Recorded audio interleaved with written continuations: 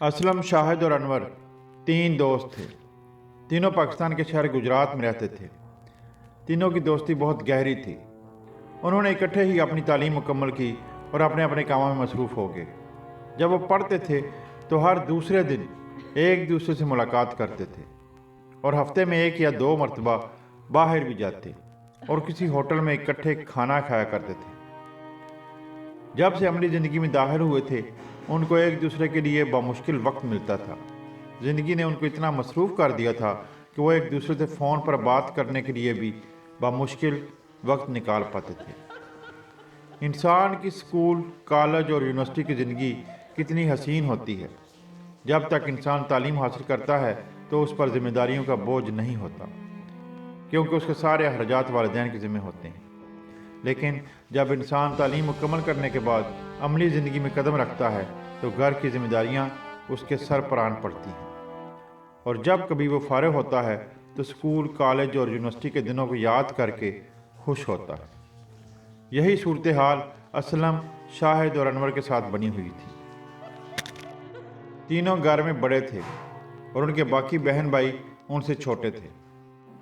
अमली ज़िंदगी में कदम रखने के बाद उनकी ज़िम्मेदारियाँ इस हद तक बढ़ गई थीं कि उनके पास सर खुजाने की फुर्सत नहीं थी। असलम ने एक दिन शाहिद और अनवर को फ़ोन किया और उनसे मिलने के लिए कहा।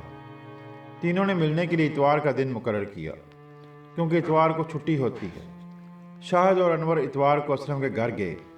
तीनों दोस्तों ने आपस में खूब गप लगाई और अपने यूनिवर्सिटी के दिनों को याद किया। काफ़ी अरसे के बाद जब वो एक दूसरे से मिले तो तीनों की आंखों में आंसू आ गए। सारा दिन वो बैठे रहे और गप लगाते रहे। पढ़ाई के दिनों में होने वाले अहम वाक़यात को याद करके खुश होते रहे। जब वो तीनों आपस में मिलते तो उनको एक मजबूती और सहारे का एहसास होता। तीनों दोस्तों ने इरादा किया हुआ था कि वो अपनी दोस्ती को भरपूर तरीके से निभाएंगे। उन्होंने इकट्ठे ही दिन का खाना खाया और फिर प्रोग्राम बनाने लगे कि रात का खाना किसी होटल में खाएंगे। दिन का खाना खाने के बाद उन्होंने आपस में लूडो खेलना शुरू कर दी और काफ़ी देर लूडो खेलते रहे और फिर टीवी देखना शुरू कर दिया। जब रात का वक्त आया तो तीनों होटल में खाना खाने कार पर निकल गए। वो गुजरात में वाक़या एक होटल पर चले गए। उन्होंने होटल में मटन कढ़ाई का आर्डर दिया। होटल में एक बहरा उनके पास आर्डर लेने के लिए आया। उन्हें ऐसे लगा जैसे उन्होंने उसे कहीं देखा है। वो याद करते रहे कि उन्होंने उसे कहाँ देखा है। शाहिद ने फ़ौरन कहा कि याद आ गया, ये बहरा हमारी यूनिवर्सिटी में चपरासी था। उन्होंने उसे दोबारा नाम लेकर बुलाया और उसको बहुत हैरत हुई कि उनको उसका नाम कैसे पता चला। उसका नाम अमीन था। अमीन ने उनसे पूछा कि वो उसके नाम के बारे में कैसे जानते हैं। शाहिद ने कहा कि हमारे पास जिन्नात हैं जिन्होंने आपका नाम हमें बता दिया है। अनवर बोला, लाले की जान, माजी में ज़रा याद करो, क्या तुम्हारी मुलाकात हमसे हुई थी? अमीन ने बोला, मैं तो आपको जानता नहीं और पहली मर्तबा इस होटल में ही देख रहा हूँ। अनवर बोला, लेकिन हम आपको जानते हैं। हमें यह भी मालूम है कि पहले आप यूनिवर्सिटी में मुलाजमत करते थे और आपके बड़े भाई यूनिवर्सिटी में क्लर्क थे। अनवर ने अमीन को बताया कि उसकी अपने बड़े भाई से नहीं लगती थी। अमीन तो उनकी बातें सुन सुनकर हैरान हो रहा था कि वो उसके माजी के बारे में कैसे जानते हैं। उन्होंने अमीन को कुर्सी पर बैठने के लिए कहा। शाहिद ने अमीन को बताया कि जिस यूनिवर्सिटी में आप चपरासी थे उसी यूनिवर्सिटी से हम तीनों ने तालीम हासिल की है। अमीन उन्हें देखकर पहचानने की कोशिश करने लगा। अमीन ने कहा कि मुझे अभी तक याद नहीं आ रहा है। असलम बोला, आप याद करें कि यूनिवर्सिटी में से आपको निकाल दिया गया था और फिर तीन दोस्तों ने आपकी मुलाजमत बहाल करने में आपकी मदद की थी। अमीन बोला, अच्छा, तो आप वो तीनों दोस्त हैं। फिर उसने कुछ सोचा और फिर तीनों की तरफ इशारा करके उसने तीनों को बारी बारी नाम से पुकारा। अमीन काफ़ी देर उनके साथ बैठकर बातें करता रहा और पुरानी यादें ताज़ा करता रहा। चारों ने इकट्ठे खाना भी खाया جب کھانا کھانے کے بعد اسلم بل دینے لگا تو اس نے کہا کہ آپ بل رہنے دیں، میں بل دے دوں گا۔ اسلم نے زبردستی بل امین کو دیا جبکہ وہ بل نہیں لے رہا تھا۔ انور نے امین کا موبائل نمبر لے لیا اور انہوں نے امین سے پوچھا بھی کہ وہ کہاں رہتا ہے۔ امین نے ان کو اپنا ایڈریس سمجھایا۔ امین نے کہا کہ آپ میرے گھر آئیے گا، مجھے خوشی ہوگی۔ تینوں نے کہا کہ ہم آپ کے گھر ضرور آئیں گے۔ پھر تینوں دوست ہوٹل سے نکل آئے۔ رات کو کافی وقت ہو گیا تھا۔ وہ اسلم کے گھر گئے اور تھوڑی دیر بیٹھے اور پھر اپنے اپنے گھروں کو چل دیے۔ شاہد اور انور ابھی راستے میں ہی تھے کہ اسلم نے فون کر کے ان سے واپس آنے کے لیے کہا۔ شاہد نے کہا کہ کوئی ضروری بات ہے؟ اسلم نے کہا کہ بہت ضروری بات ہے جو کہ آپ دونوں سے کرنی ہے۔ شاہد نے کہا کہ فون پر ہی کر لو کیونکہ ہم گھر پہنچنے والے ہیں۔ اسلم نے کہا کہ نہیں، فون پر مزہ نہیں آئے گا۔ اسلم نے کہا کہ جس مقصد کے لیے آپ دونوں کو میں نے گھر بلایا تھا وہ بات تو میں نے کی ہی نہیں۔ مجھے آپ دونوں سے ملنے کی اتنی خوشی تھی کہ میرے ذہن میں ہی نہیں رہا۔ کار شاہد چلا رہا تھا۔ شاہد نے کار واپس موڑ لی اور اسلم سے کہا کہ ٹھیک ہے، ہم واپس آ رہے ہیں۔ شاہد نے کہا کہ کچھ اشارہ ہی دے دو کہ کیا بات کرنی ہے۔ اسلم نے کہا کہ جب ادھر آؤ گے تو پھر بتاؤں گا۔ شاہد نے کہا ٹھیک ہے، ہم آ رہے ہیں۔ اسلم شاہد اور انور سے مذاق کرتا رہتا تھا۔ انور نے کہا کہ کہیں اسلم ہم سے مذاق تو نہیں کر رہا ہے۔ شاہد نے کہا نہیں، اس نے مذاق کیوں کرنا ہے، ہم کافی عرصے بعد ایک دوسرے سے مل رہے ہیں، ہو سکتا ہے واقعی کوئی ضروری بات ہو جو اس نے کرنی ہو۔ خیر، شاہد اور انور دوبارہ اسے گھر پہنچ گئے۔ اسلم نے گھر میں چائے بنانے کے لیے کہا۔ اسلم نے دونوں سے کہا کہ میں سوچ رہا تھا کہ ہم کہیں کچھ دنوں کے لیے پکنک پر چلیں اور ٹینٹ بھی ساتھ لے چلیں اور قدرتی مناظر کو دیکھ کر لطف اندوز ہوں۔ شاہد بولا کہ خیال تو اچھا ہے لیکن ہم روزمرہ زندگی سے وقت کیسے نکالیں گے؟ اسلم نے کہا کہ ساری زندگی ملازمت ہی تو کرنی ہے، کچھ وقت ہمیں اپنے لیے بھی نکالنا چاہیے۔ اسلم نے کہا کہ باہر کہیں جائیں گے تو ہمارا دماغ بھی فریش ہو جائے گا۔ شاہد بولا کہ بات تو تم صحیح کر رہے ہو، لیکن تمہیں تو پتہ ہے کہ کسی ٹھوس وجہ کے بغیر ایک ملازمت پیشہ فرد کے لیے چھٹی لینا کتنا مشکل ہے۔ اسلم نے کہا کہ یار کوئی مسئلہ نہیں ہے، کوئی بھی بہانہ لگا کر درخواست دے دینا، چھٹی مل جائے گی۔ شاہد نے انور کی طرف دیکھا۔ انور بولا کہ ہمیں اپنے لیے وقت نکالنا چاہیے۔ جب سے ہم نے کمانا شروع کیا ہے بس ایک ہی زندگی کی روٹین پکڑی ہوئی ہے اور اپنے لیے ہم نے تو کبھی وقت ہی نہیں نکالا۔ خیر، تینوں کے درمیان طے پا گیا کہ وہ ایک ہفتے کی چھٹی لے کر پکنک کے لیے چلیں گے۔ تینوں کو سبزہ اور قدرتی مناظر بہت پسند تھے۔ انہوں نے آپس میں طے کر کے ایک ہفتے کی چھٹی کی درخواست دے دی۔ چھٹی تینوں کو مل گئی۔ اب یہ طے کرنا باقی تھا کہ کہاں جانا چاہیے۔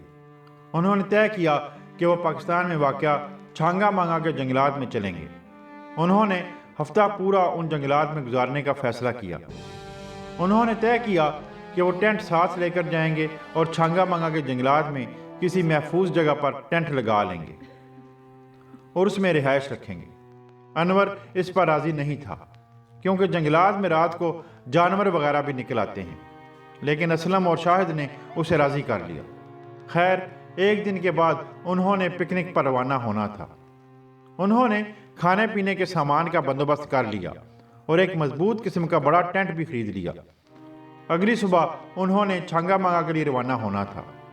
شاہد کہنے لگا کیوں نہ ہم امین کو بھی ساتھ لے چلیں، پرانی یادیں تازہ ہو جائیں گی۔ انور نے بولا کہ وہ کیسے جا سکے گا، اس کا تو ملازمت سے چھٹی کا مسئلہ ہوگا۔ شاہد نے کہا کہ اس کے گھر چلتے ہیں، اس سے پوچھ لیتے ہیں، اگر ہمیں ایک دن پروگرام لیٹ بھی کرنا پڑا تو ہم کر لیں گے، لیکن اسے ضرور ساتھ لے کر جائیں گے۔ تینوں دوست امین کے گھر چلے گئے۔ اسلم نے جب امین کے گھر کے دروازے پر دستک دی تو امین نے دروازہ کھولا۔ امین ان کو دیکھ کر بہت خوش ہوا اور ان کو پرجوش طریقے سے ملا اور ان کو اندر لے گیا۔ امین نے ان سے پوچھا کہ کھانا کھاؤ گے؟ انہوں نے کہا کہ ہم کھانا کھا کر آئے ہیں، تکلف کرنے کی ضرورت نہیں ہے۔ امین نے پھر گھر میں چائے بنانے کے لیے کہا۔ اسلم نے امین سے کہا کہ ہم آپ کی طرف بہت ضروری کام سے آئے ہیں اور ہم چاہتے ہیں کہ جب ہم آپ سے کام کا ذکر کریں تو آپ منع نہ کریں۔ امین نے ان سے پوچھا کہ خیریت تو ہے؟ اسلم بولا کہ سب خیریت ہے، اصل میں ہمارا پکنک کا پروگرام بن رہا تھا تو ہم نے سوچا کہ آپ کو بھی ساتھ لے چلتے ہیں۔ امین نے پوچھا کہ آپ نے کب اور کہاں جانا ہے؟ اسلم نے کہا کہ ہمارا کل صبح کا پروگرام ہے اور ہم نے چھانگا مانگا جنگلات جانا ہے اور ہمارا ادھر ایک ہفتہ ٹھہرنے کا پروگرام ہے۔ اسلم نے کہا کہ اگر آپ کا ملازمت سے چھٹی کا مسئلہ نہ ہو تو ہم آپ کو اپنے ساتھ لے کر جانا چاہتے ہیں، اسی بہانے پرانی یادیں تازہ ہو جائیں گی۔ امین نے کہا کہ چھٹی کا مسئلہ تو کوئی نہیں ہے کیونکہ میں نے ملازمت چھوڑ دی ہے۔ اسلم نے پوچھا کیوں؟ امین نے کہا کہ میں نے ملازمت اس لیے کی تھی کیونکہ میں نے اپنی بیٹی کی شادی کرنی تھی اور مجھے پیسوں کی ضرورت تھی، اور اب میں نے بیٹی کی شادی کر دی ہے اور گھر کے اخراجات کے لیے میری پینشن ہی کافی ہے، اس لیے میں نے ملازمت چھوڑ دی ہے۔ خیر، مختصراً یہ کہ امین کا بھی ان تینوں دوستوں کے ساتھ جانے کا پروگرام بن گیا۔ اگلے دن صبح 4 کو نکلنا تھا۔ امین، شاہد اور انور رات کو اسلم کے گھر سوئے اور صبح وہ چھانگا مانگا کے جنگلات کی طرف روانہ ہوئے۔ دوپہر کے قریب چاروں چھانگا مانگا کے جنگلات میں پہنچے۔ سب سے پہلے انہوں نے ایک محفوظ جگہ پر خیمہ لگایا اور سارا سامان اس میں رکھا اور تھوڑی دیر آرام کیا۔ شام ہونے والی تھی۔ انہوں نے آس پاس سے کچھ لکڑیاں اکٹھی کر کے آگ جلائی اور کھانا بنایا اور کھایا اور پھر رات کو سو گئے۔ ویسے تو جس جگہ پر انہوں نے خیمہ لگایا تھا وہ جگہ محفوظ تھی، لیکن پھر بھی احتیاطاً انہوں نے رات کو سونے سے پہلے کچھ لکڑیاں اکٹھی کر کے آگ بھی لگا دی تاکہ اس طرف کوئی جانور نہ آئے۔ خیمے میں انہوں نے ایمرجنسی لیمپ جلا دیا اور سو گئے۔ تقریباً رات کے 2 بجے کا وقت تھا جب امین کی آنکھ کھلی۔ رات کو ہر طرف اندھیرا تھا اور صرف خیمے میں روشنی تھی۔ رات کے سناٹے میں دور سے گیدڑوں کے چیخنے کی آوازیں آ رہی تھیں اور ماحول کو مزید جادوئی اور خوفناک بنا رہی تھی۔ امین نے تینوں دوستوں کی طرف دیکھا تو وہ گھوڑے بیچ کر سو رہے تھے۔ امین نے سونے کی غرض سے آنکھیں بند کر لیں۔ اس نے جب دوبارہ آنکھیں کھولیں تو اس نے ایک کالا سایہ دیکھا جس کا عکس خیمے پر پڑ رہا تھا۔ وہ فوراً چونک گیا کہ یہ کیا چیز ہے۔ وہ کسی جانور کا سایہ نہیں تھا کیونکہ جانور کی تو 4 ٹانگیں ہوتی ہیں اور اس کے سائے سے بخوبی معلوم ہو جاتا ہے کہ وہ جانور کا سایہ ہے۔ وہ کالے رنگ کا سایہ خیمے کے چاروں طرف چکر لگا رہا تھا۔ امین بہت خوفزدہ ہو گیا۔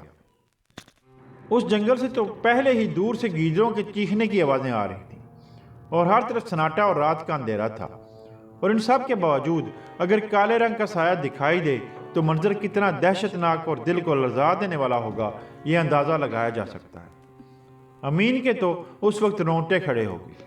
وہ تو اسلم کو بلانا چاہ رہا تھا لیکن خوف کے مارے اس کے حلق سے آواز ہی نہیں نکل رہی تھی۔ پھر اچانک وہ سایہ غائب ہو گیا۔ سائے کے غائب ہونے کے بعد امین نے ادھر دیکھا کہ واقعی سایہ غائب ہو گیا ہے کہ نہیں۔ اس نے سوچا کہ اچانک وہ کالا سایہ کدھر چلا گیا۔ یہ سوچتے ہوئے اس نے خیمے کی چادر کو ذرا پیچھے ہٹا کر باہر دیکھا۔ اسے وہاں کوئی بھی سایہ نظر نہیں آیا۔ جب اس نے سامنے دیکھا تو اسے تھوڑی دور 2 روشنیاں نظر آئیں جو کہ آہستہ آہستہ خیمے کی طرف آ رہی تھیں۔ امین نے سوچا کہ یہ کیا چیز ہے۔ وہ روشنیاں آہستہ آہستہ خیمے کی طرف آ رہی تھیں۔ امین ان روشنیوں کو دیکھ کر بہت خوفزدہ ہو گیا۔ امین اپنے بستر پر چلا گیا اور کانپنے لگا۔ وہ دل میں سوچ رہا تھا کہ یہ کیا ہو رہا ہے، یہ کون سی مخلوق ہے۔ ندیم اب باقی تینوں دوستوں کو اٹھا کر تنگ نہیں کرنا چاہتا تھا۔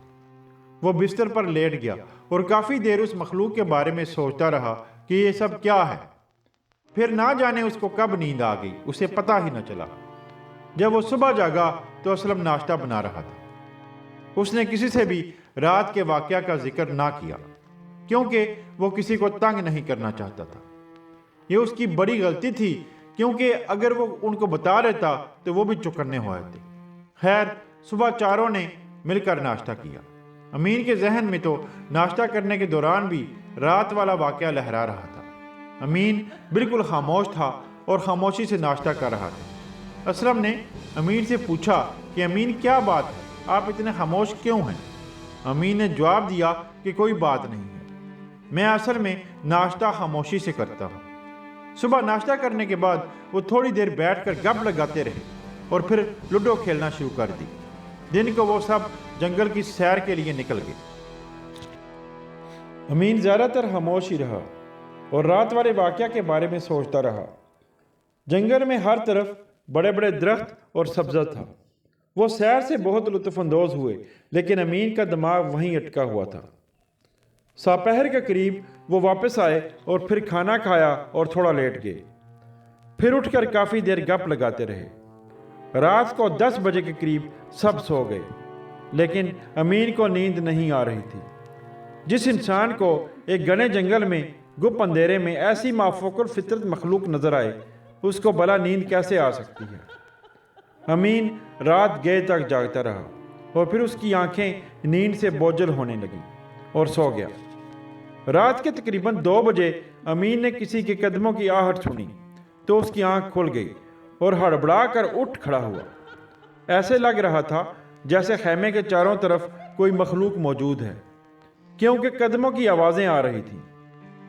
امین نے خیمے کی چادر ہٹا کر باہر دیکھا تو ادھر تو کوئی بھی نہیں تھا۔ امین بہت حیران ہوا۔ امین نے سوچا کہ پھر قدموں کی آوازیں کہاں سے آ رہی تھیں۔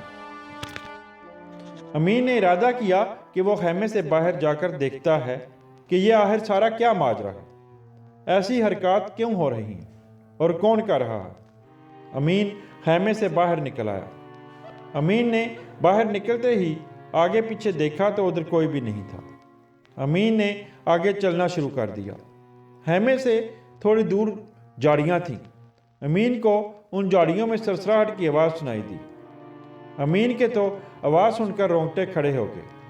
امین پھر بھی ہمت کر کے جھاڑیوں کی طرف چل دیا کہ دیکھے آخر یہ کیا ماجرا ہے۔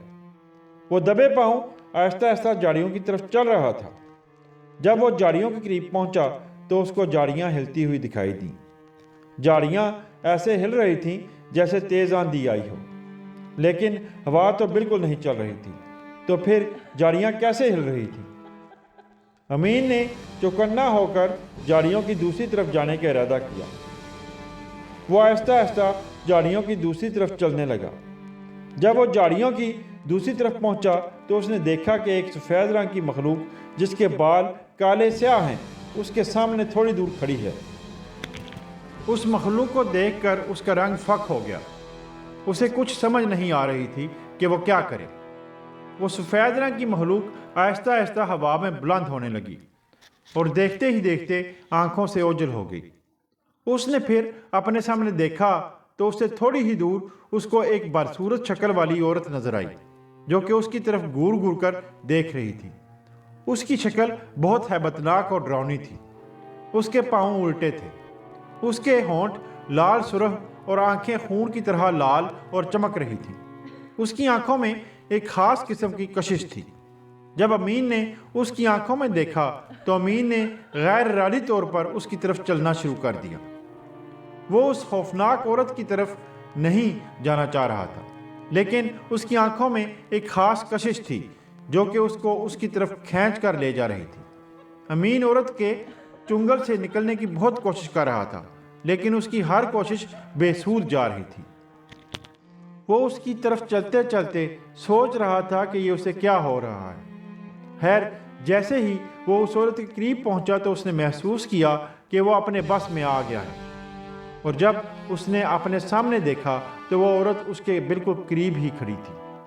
دیکھتے ہی دیکھتے اس عورت کی شکل اتنی زیادہ ہیبتناک اور ڈراؤنی ہو گئی کہ امین برداشت نہ کر سکا اور بے ہوش ہو کر زمین پر گر پڑا۔ وہ ساری رات اسی طرح بے ہوش زمین پر پڑا رہا۔ جب صبح ہوئی تو اسلم، شاہد اور انور نے دیکھا کہ امین خیمے میں نہیں ہے اور خیمے کا دروازہ کھلا ہے، تو وہ تینوں خیمے سے باہر اس کو دیکھنے گئے۔ انہوں نے دیکھا کہ وہ جھاڑیوں کی دوسری طرف بے ہوش پڑا ہے۔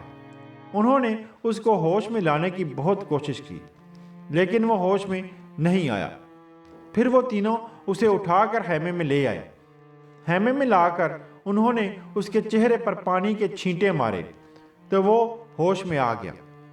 جیسے ہی وہ ہوش میں آیا تو ہڑبڑا کر اٹھ بیٹھا اور دیکھنے لگا کہ وہ کہاں ہے۔ اس نے اپنے ارد گرد 2-3 بار ایسے دیکھا جیسے اسے یقین نہ آ رہا ہو کہ وہ بچ کیسے گیا ہے۔ اس کے دماغ میں رات والا واقعہ ایک فلم کی طرح چل رہا تھا۔ اسلم نے امین سے پوچھا کہ تم خیمے سے باہر کیا کرنے گئے تھے؟ امین نے کوئی جواب نہیں دیا۔ وہ تو یہ سوچ کر حیران ہو رہا تھا کہ وہ زندہ کیسے۔ خیر، جب اس نے ہوش سنبھالا تو اس نے تھوڑا تھوڑا بولنا شروع کیا۔ وہ جو کچھ بھی بول رہا تھا اس کے الفاظ کی سمجھ نہیں آ رہی تھی، کیونکہ وہ کٹے کٹے الفاظ بول رہا تھا۔ اس پر اسلم نے کہا کہ امین، آپ کو کیا ہو گیا ہے؟ آپ اس طرح کیوں کر رہے ہیں؟ خیر، تینوں نے جب امین کی یہ حالت دیکھی تو انہوں نے امین کو آرام کرنے کے لیے کہا۔ امین تھوڑی ہی دیر میں سو گیا۔ وہ سارا دن سوتا رہا اور وہ تینوں دوست اس کے سرہانے بیٹھے باتیں کرتے رہے کہ آخر اس کی یہ حالت کیسے ہو گئی ہے۔ امین رات کو اٹھا اور اس نے ارد گرد ایسے دیکھا جیسے اسے یقین نہ آ رہا ہو کہ واقعی وہ خیمے میں ہے۔ رات والے واقعہ کا امین کے دماغ پر اس قدر گہرا اثر ہوا تھا کہ وہ ابھی تک پورے ہوش و حواس میں نہیں آ پا رہا تھا۔ جب اسے یقین ہو گیا کہ وہ واقعی خیمے میں ہے تو اس نے آہستہ آہستہ بولنا شروع کیا اور انور، اسلم اور شاہد کو سارا واقعہ سنایا۔ وہ تینوں اس کی باتیں سن کر بہت حیران ہوئے۔ پھر امین نے واقعہ سناتے سناتے ایک چیخ ماری اور کہنے لگا کہ وہ ابھی یہیں ہے، مجھے بچا لو، وہ مجھے مار دے گی۔ امین کو شاید وہ عورت سامنے نظر آ رہی تھی کیونکہ وہ اس طرف دیکھ کر چلا رہا تھا۔ اسلم، شاہد اور انور نے سمجھا کہ امین رات کو ویسے ہی خوفزدہ ہو گیا تھا اور وہ جو چلا رہا ہے یہ اسی خوف کا اثر ہے۔ انہوں نے امین سے کہا کہ یہاں کوئی بھی نہیں ہے، ہم آپ کے ساتھ ہیں، تو پھر آپ چلا کیوں رہے ہو؟ جب امین نے ان تینوں کی طرف دیکھا تو وہ چپ ہو گیا۔ انہوں نے اس کا یہ رویہ دیکھا تو ان کو تصدیق ہو گئی کہ امین ویسے ہی رات کو خوفزدہ ہو گیا تھا۔ اسلم، شاہد اور انور امین سے باتیں کرنے لگے اور اس کی توجہ دوسری طرف مبذول کرنے کی کوشش کرنے لگے۔ تھوڑی دیر کے بعد امین کی طبیعت صحیح ہو گئی اور وہ ان سے باتیں کرنے لگا۔ پھر وہ امین سے باتیں کرتے کرتے اسے اپنے ساتھ جنگل کی طرف لے گئے تاکہ وہ اس خوف سے باہر نکلے۔ پھر کافی دیر کے بعد واپس آئے اور انہوں نے ناشتہ کیا اور پھر تھوڑی دیر کے لیے لیٹ گئے۔ اب امین کی طبیعت بالکل ٹھیک تھی اور اس کا خوف دور ہو چکا تھا۔ وہ سپہر کے قریب جاگے اور پھر لوڈو کھیلنا شروع کر دی۔ اسلم، شاہد اور انور سب سے بڑی غلطی جو کر رہے تھے وہ یہ تھی کہ وہ سمجھ رہے تھے کہ امین ویسے ہی رات کو خوفزدہ ہو گیا تھا اور اس نے کوئی عورت نہیں دیکھی۔ خیر، لوڈو کھیلتے کھیلتے ان کو شام ہو گئی۔ رات کو انہوں نے کھانا کھایا اور خیمے کے اندر سو گئے۔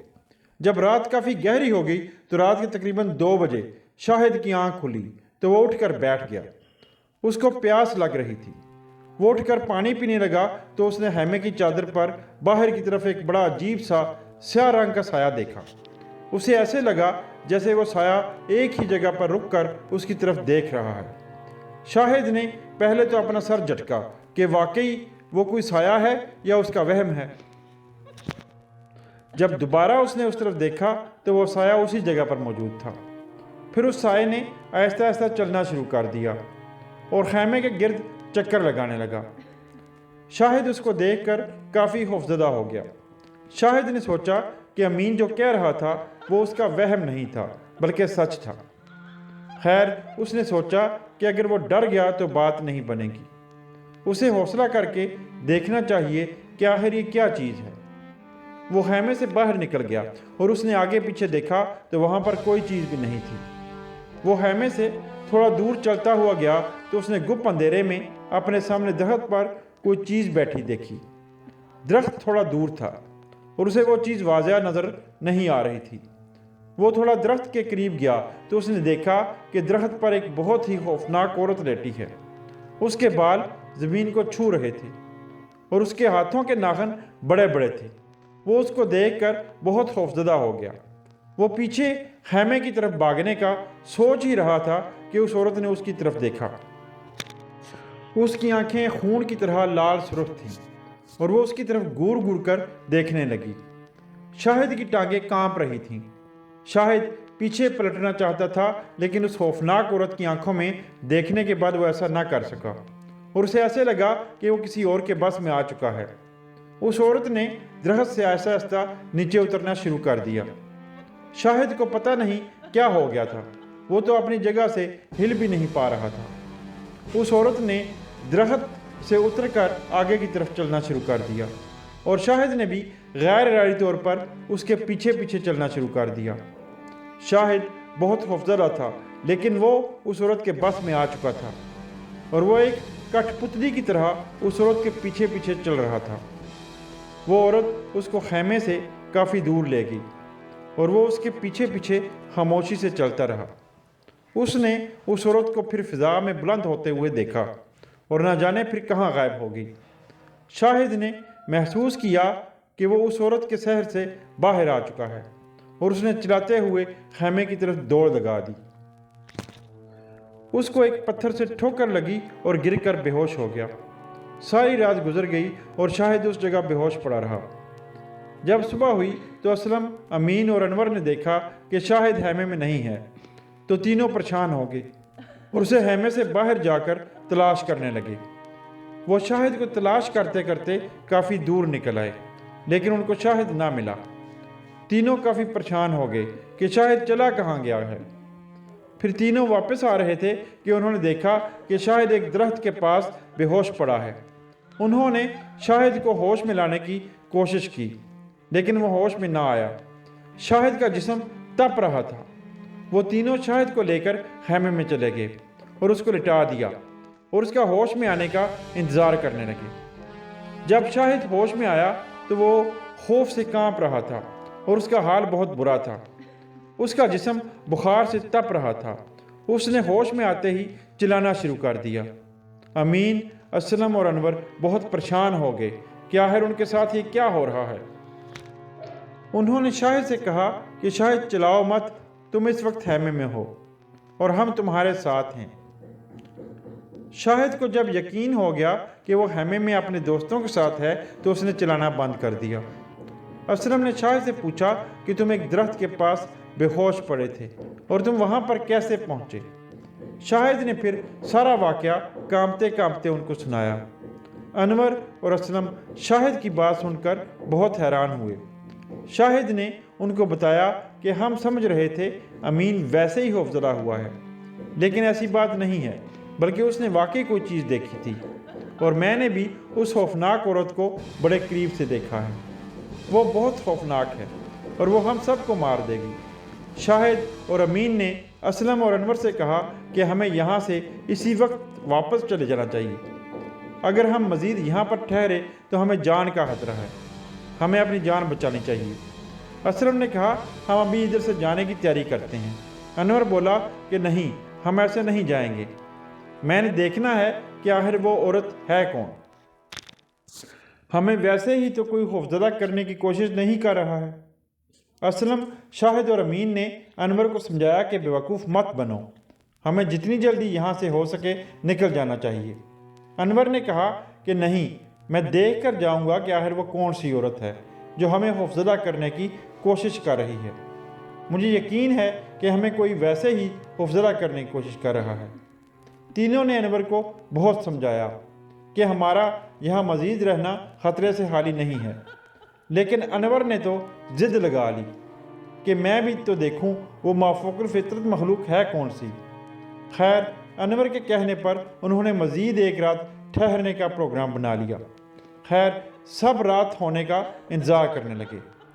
وہ سب دن کو جنگل کی سیر کرنے نکل پڑے اور کافی دیر بعد واپس لوٹے۔ پھر انہوں نے آپس میں اسی عورت کے موضوع کو لے کر باتیں کرنا شروع کر دیں۔ پھر وہ سب رات ہونے کا انتظار کرنے لگے۔ انور تو اپنے ساتھ کیمرہ بھی لے کر آیا تھا۔ اس کا دل تھا کہ وہ جو کوئی بھی عورت تھی اس کو کیمرہ میں ریکارڈ کر لے۔ خیر، رات آ ہی گئی۔ رات کو سارے جاگتے رہے۔ جب رات کے 2 بجے کا وقت قریب آیا تو خیمے سے باہر قدموں کی آوازیں آنا شروع ہو گئیں۔ مختلف قسم کے کالے سیاہ سائے خیمے کے اندر سے نظر آنے لگے۔ चारों ने देखना शुरू कर दिया कि आखिर ये कौन सी मखलूक है। खैमे के अंदर से तो सिर्फ साए नजर आ रहे थे और ऐसे ही लग रहा था जैसे कोई इंसान खौफजदा करने की कोशिश कर रहा है। फिर चारों ने खैमे से बाहर जाने का प्रोग्राम बनाया। अनवर ने सबसे कहा कि हम बाहर तो जाने लगे हैं, लेकिन याद रहे कि हम सब ने इकट्ठे रहना है, अलग अलग बिल्कुल नहीं होना। सब ने कहा कि ठीक है। फिर एक एक करके चारों खैमे से बाहर निकले। उन्होंने देखा कि खैमे से बाहर कोई भी नहीं है। चारों ने मज़ीद आगे जाकर देखने का प्रोग्राम बनाया। चारों जंगल में आहिस्ता आहिस्ता मज़ीद आगे जाने लगे। वहाँ पर तो कुछ भी नहीं था। फिर वो उस दरख्त के पास पहुँचे जहाँ पर उन्हें शाहिद बेहोश पड़ा मिला था। उन्होंने देखा कि वहाँ पर भी कोई नहीं था। वो काफ़ी देर इधर उधर देखते रहे। जंगल में अंधेरा गुप्त था और चांद की चांदनी भी नहीं थी। दूर से गीजों की चलाने की आवाज़ें माहौल में बहुत पुरअसरारियत पैदा कर रही थीं। खैर, उन्होंने सोचा कि वापस चलते हैं। अनवर के पास कैमरा था और वो रिकॉर्डिंग भी कर रहा था।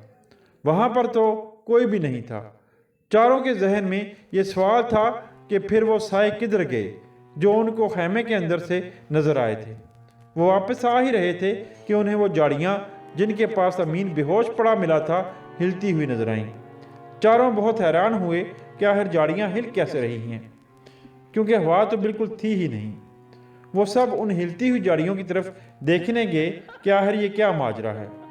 जब चारों उन झाड़ियों के पास पहुँचे तो उन्हें एक खौफनाक कह कहे की आवाज़ आई। चारों चौंक गए और बहुत खौफजदा हो गए कि ये आवाज़ किधर से आ रही है। झाड़ियों के पास ही एक दरख्त था। जब अनवर ने उस दरख्त पर देखा तो उसने ऊंची आवाज़ से अल्लाह अकबर की सदा बुलंद की। बाकी तीनों दोस्तों ने उसकी तरफ देखा कि क्या हुआ। उसने दरख्त की तरफ इशारा किया तो सब उस दरख्त की तरफ देखने लगे। उन्होंने देखा कि दरख्त पर एक बहुत ही खौफनाक औरत बैठी है और वो उन सब को घूर घूर कर देख रही है। वो इतनी खौफनाक थी कि चारों के दिल उसको देखकर लरज़ गए। उसकी आंखें गोल, बड़ी, मोटी और खून आलूद थीं। उसके मुंह से खून टपक रहा था और वो दरख्त पर बैठी कच्चा गोश्त खा रही थी। वो सब उस औरत को देखकर बहुत खौफजदा हो गए। थोड़ी ही देर के बाद वो औरत गायब हो गई। उन्होंने आगे पीछे देखा कि वो औरत कहाँ चली गई है, लेकिन उधर तो कोई भी नहीं था। फिर वो पीछे को पलटे। उन्होंने देखा कि वो औरत उनके पीछे खड़ी है। उस औरत ने दोबारा एक खौफनाक कहकहा लगाया। उसकी आवाज़ इतनी गरजदार और दिल को लरजा देने वाली थी कि चारों के दिल तेज़ी से धड़कना शुरू हो गए। फिर वो औरत गायब हो गई। उन सब को एक खौफनाक आवाज़ सुनाई दी कि जो भी मेरी हद में आया है आज तक नहीं बचा और तुम भी नहीं बचोगे। मैं तुम्हें खा जाऊंगी और तुम्हारा खून पीऊंगी। उन चारों की तो टांगें कांप रही थीं। अनवर को तो ये सब देखकर यकीन हो गया था कि ये किसी इंसान की कारस्तानी नहीं है, बल्कि ये ज़रूर कोई माफौकुल फितरत मखलूक है। लेकिन अब कुछ फ़ायदा नहीं था। रात का वक्त था और वापस भी नहीं जा सकते थे। वो आपस में बातें करने लगे कि उन्हें अब क्या करना चाहिए। नज़र सामने पड़ी तो उसने अपने सामने इशारा किया तो सब उस तरफ देखने लगे। उन्होंने देखा कि दूर से कई छोटी छोटी रोशनियाँ आहिस्ता आहिस्ता उनकी तरफ आ रही हैं। चारों बहुत खौफजदा हो गए।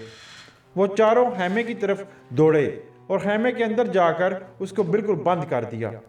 चारों को कुरान पाक की जो सूरत आती थी उन्होंने पढ़ना शुरू कर दी। वो बहुत खौफजदा हो चुके थे। अनवर बोला कि उस मखलूक ने हमारे चारों तरफ घेरा तंग कर दिया है और कुरान पाक की सूरतें पढ़ते रहो। ये मखलूक हमें खौफजदा तो करेगी लेकिन हमारा बिगाड़ कुछ नहीं सकेगी। फिर जंगल में तेज़ आंधी चलने लगी। चारों बहुत हैरान हुए कि थोड़ी देर पहले हवा का नामो निशान ही नहीं था, फिर ये आंधी कहाँ से आ गई।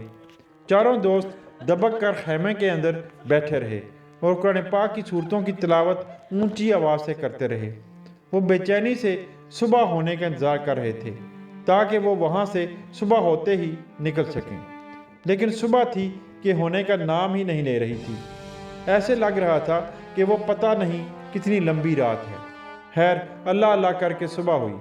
उन्होंने कार ज़रा दूर खड़ी की थी असलम दौड़कर गया और कार लेकर आया। उन्होंने अपना सामान समेटा और कार की डिग्गी में रखा और वहाँ से भागे। उन्होंने अल्लाह का शुक्र अदा किया कि उनकी जान बच गई। दिन के करीब वो अपने घर गुजरात पहुँचे। चारों पहले असलम के घर गए। अनवर को तो तेज़ बुखार हो गया था।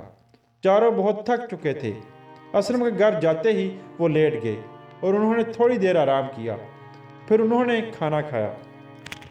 वो समझ रहे थे कि उनकी जान बच गई है, लेकिन वो गलती पर थे। अभी आगे कुछ होना बाकी था जिसके बारे में वो बिल्कुल अनजान थे।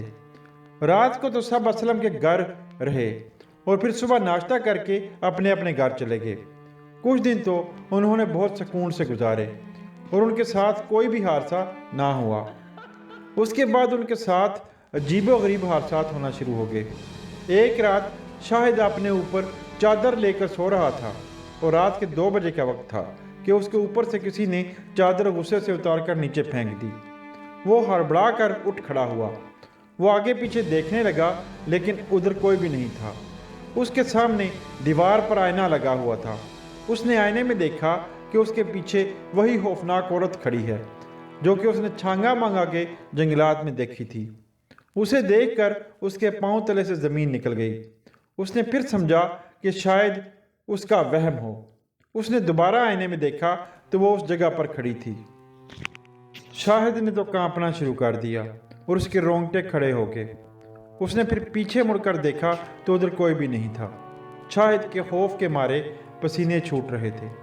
उसने फ़ौरन अमीन को फ़ोन किया और उसे सारा वाक़या सुनाया। अमीन ने उसे कहा कि मैं भी तुमसे ज़रूरी बात करना चाहता हूँ, तुम फ़ौरन मेरे घर आ जाओ। शाहिद अमीन के घर चला गया। अमीन ने उसे बताया कि वही खौफनाक औरत उसने भी देखी थी और वो बहुत खौफजदा हो गया था और उसके पाँव तले से ज़मीन निकल गई थी। अमीन और शाहिद तो सोच में पड़ गए कि अब क्या करें। उस चुड़ैल ने तो उनका पीछा अब तक नहीं छोड़ा था और वो उनके साथ ही गुजरात आ गई थी। वो ना सिर्फ उनको बल्कि सारी फैमिली को नुकसान पहुंचा सकती थी। शाहिद ने कहा कि अनवर और असलम को यहाँ पर बुलाकर बताते हैं और इसका कोई हल निकालते हैं। अमीन ने असलम और अनवर को फ़ोन किया कि वो फ़ौरन उसके घर आ जाएं। वो दोनों थोड़ी ही देर में अमीन के घर में आ गए। उन दोनों को जब उन्होंने सारी बात बताई तो वो बहुत हैरान हुए कि ये क्या माजरा है। वो सोचें पड़ गए कि वो चुड़ैल उनके पीछे क्यों पड़ी है। शाहिद ने कहा कि हमें इसके हल के बारे में सोचना चाहिए ताकि वो चुड़ैल हमारा पीछा छोड़ दे। असलम ने कहा कि इसका सिर्फ एक हल हो सकता है और वो ये है कि किसी ऐसे आमिल की तलाश की जाए जो कि उस चुड़ैल से निपट सकता हो और हमें देर नहीं करनी चाहिए, वरना वो चुड़ैल हमें नुकसान भी पहुंचा सकती है। अनवर ने कहा कि मैं अपने तौर पर किसी आमिल का पता करता हूँ। सब ने आमिल की तलाश शुरू कर दी, लेकिन कोई भी आमिल नहीं मिल रहा था और सब परेशान हो गए। असलम एक दिन अपने पड़ोसियों के घर गया और उनसे बातों बातों में रूहानी आमिल का जिक्र किया तो उन्होंने उसको बताया कि एक रूहानी आमिल को वो जानते हैं। उन्होंने बताया कि उस आमिल ने हमारी बेटी को ठीक किया था। उन्होंने बताया कि हमारी बेटी पर किसी चुड़ैल का साया था और हमने जब उस आमिल को बुलाया तो उसने फ़ौरन हमें बताया कि आपकी बेटी पर चुड़ैल का साया है और कुछ देर पढ़ाई करने के बाद उसने चुड़ैल को हाजिर करके भगा दिया था। असलम ने उनसे पूछा कि वो रूहानी आमिल कहाँ रहता है। उनके पड़ोसी जिनका नाम इकबाल था ने बताया वो आमिल यहाँ से कुछ दूर दरियाए चनाब के किनारे रहता है। उन्होंने बताया कि उस आमिल को किसी किस्म की दुनियावी लालच नहीं है और वो हर वक्त अल्लाह की याद में मगन रहता है। असलम ने पूछा कि उसका नाम क्या है। इकबाल साहब ने बताया कि उसका नाम आसिम है। इकबाल ने कहा कि वहाँ पर जाकर आप किसी से भी पूछ लें, वो आपको उसका पता बता देगा क्योंकि वो काफ़ी मशहूर है, लेकिन वो हर किसी का काम नहीं करता। असलम ने कहा ठीक है और फिर कुछ देर वो इकबाल के पास बैठा और फिर वहाँ से आ गया। असलम अमीन के घर गया और उधर उसने अनवर और शाहिद को भी बुला लिया। इस तरह से चारों दोस्त इकट्ठे हो गए। असलम ने उनको बताया कि उसने आमिर का पता किया है और आमिर मिल गया है। उन्होंने कहा कि ठीक है, आमिर के पास चलते हैं। वो चारों इकट्ठे उस जगह पर चले गए जहाँ इकबाल ने बताया था। असलम आमिर के घर गया तो एक आदमी बाहर निकला। आमिर का नाम मुनीर बाबा था। असलम ने मुनीर बाबा के बारे में पूछा तो उसने कहा कि वो किसी काम से गए हैं, कल तक आएंगे। उन्होंने आमिर का मोबाइल नंबर ले लिया ताकि उससे रब्ता कर सकें। अगले दिन आमिर से मुलाकात हो जानी थी। अमीन ने तीनों को कहा कि मेरी फैमिली कहीं गई है, इसलिए तुम सब मेरे घर में ठहर जाओ। इस तरह से सबको हिफाजत का एहसास रहेगा, क्योंकि चारों इकट्ठे जो होंगे। उन्होंने सिर्फ एक रात इकट्ठे गुजारनी थी। खैर, रात आ गई और चारों एक ही कमरे में सो गए। वो रात बहुत स्याह थी। हर तरफ अंधेरा ही अंधेरा था और चांद की चांदनी भी मांद पड़ी थी। अमीन के घर में वैसे भी सन्नाटा छाया हुआ था और कोई रौनक नहीं थी, क्योंकि उसकी फैमिली घर में नहीं थी। रात को दूर से गीजों के चलाने की आवाज़ें आ रही थीं। उस रात बहुत खौफनाक मंजर था। वो चारों एक डबल बेड पर सोए हुए थे कि रात के 2 बजे करीब उनका बेड हिलने लगा। उन्होंने समझा कि ज़लज़ला आया है।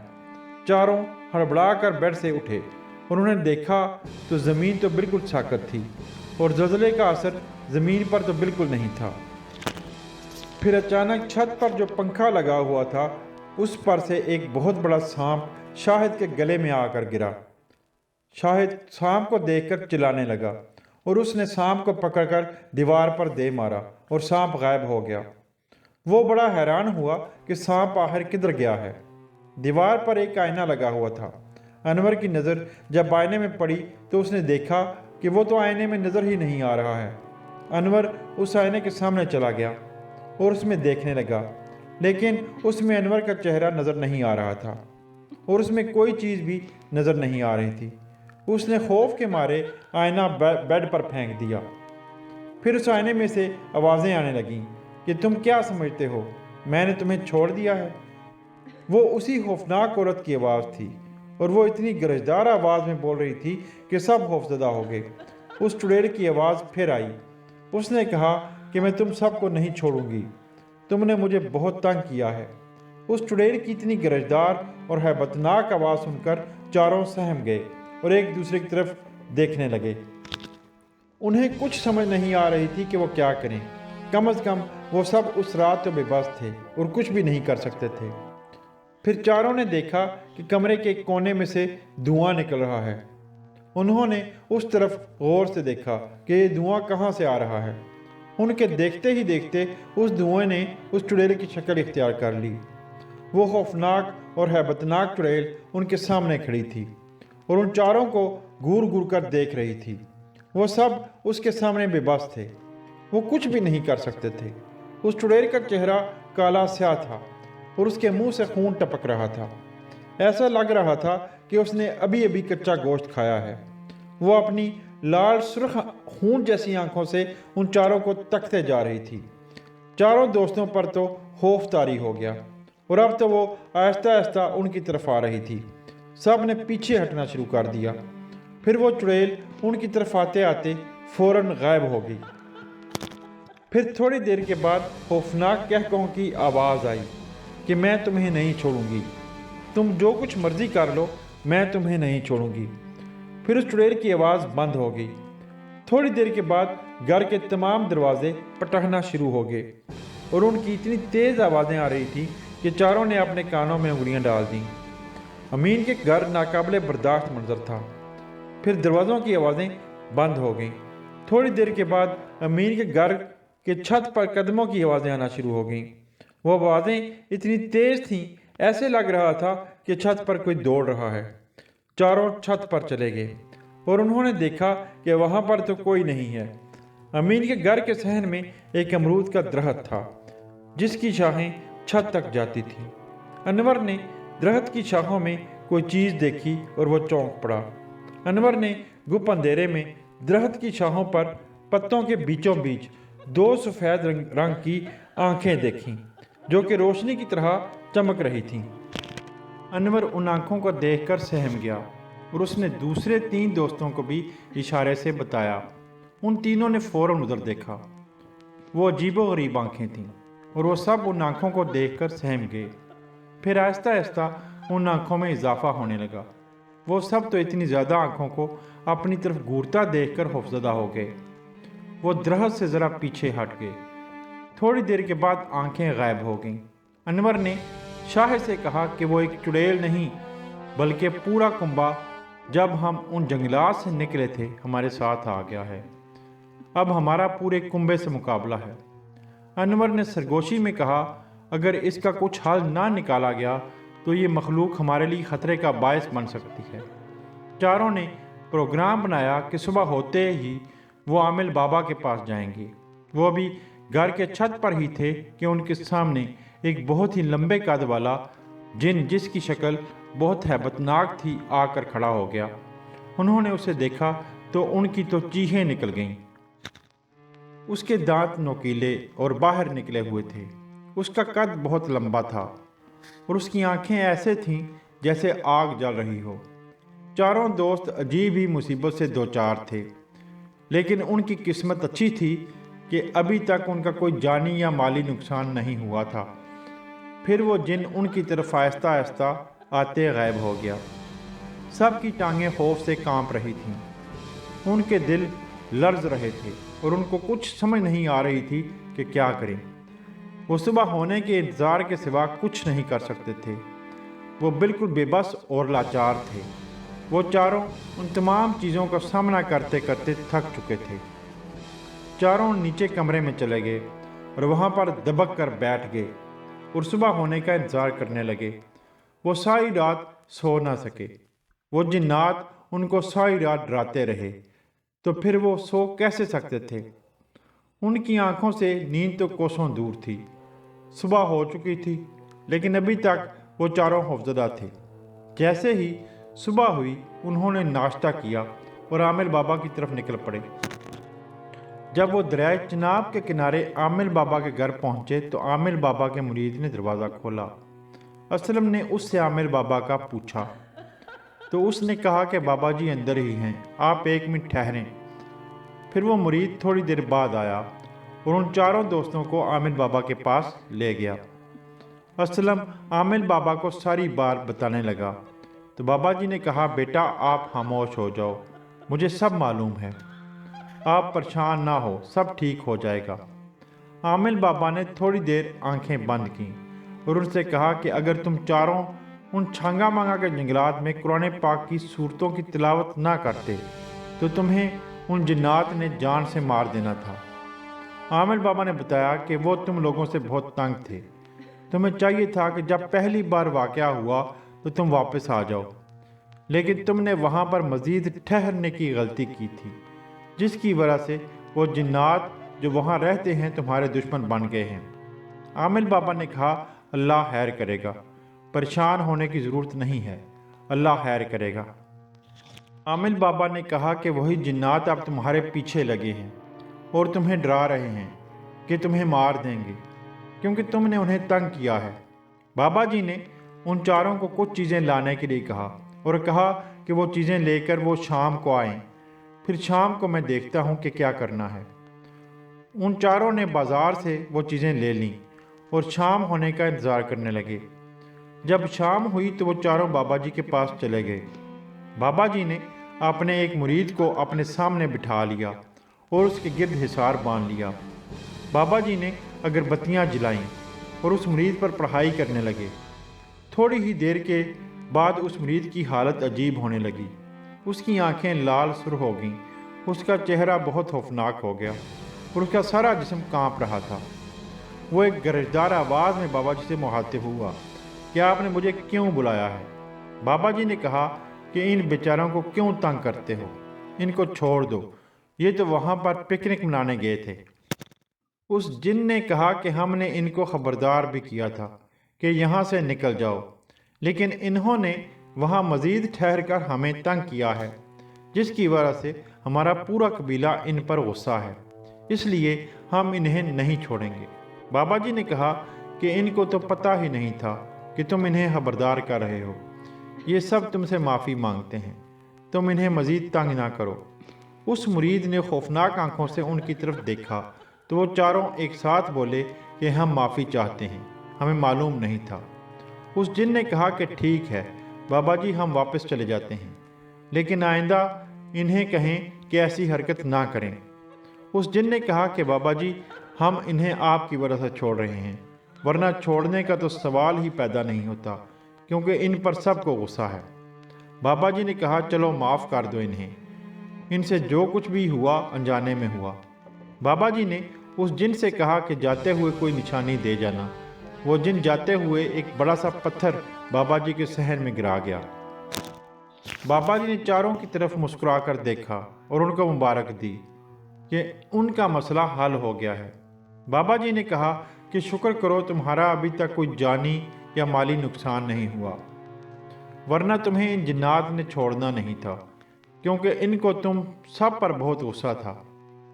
बाबा जी ने बताया, असल में तुमने जहाँ छांगा मांगा के जंगलात में खैमा लगाया था वो इलाका उनका था, और तुम्हारे वहाँ ठहरने की वजह से ये बहुत तंग हुए थे। उन्होंने तुम्हें खबरदार भी किया, लेकिन तुम नहीं समझे, और तुम लोगों ने उनको मज़ीद तंग किया, इसलिए तुम पर बहुत गुस्सा थे। अब मसला हल हो गया है, अल्लाह ने बहुत बेहतर किया है, अब आप जा सकते हैं। उन्होंने बाबा जी को पैसे देने की कोशिश की, लेकिन बाबा जी ने उनसे पैसे बिल्कुल नहीं लिए, बल्कि उल्टा उनको लंगर खिलाकर भेजा। चारों दोस्तों ने अल्लाह का शुक्र अदा किया कि उनकी जान बच गई है।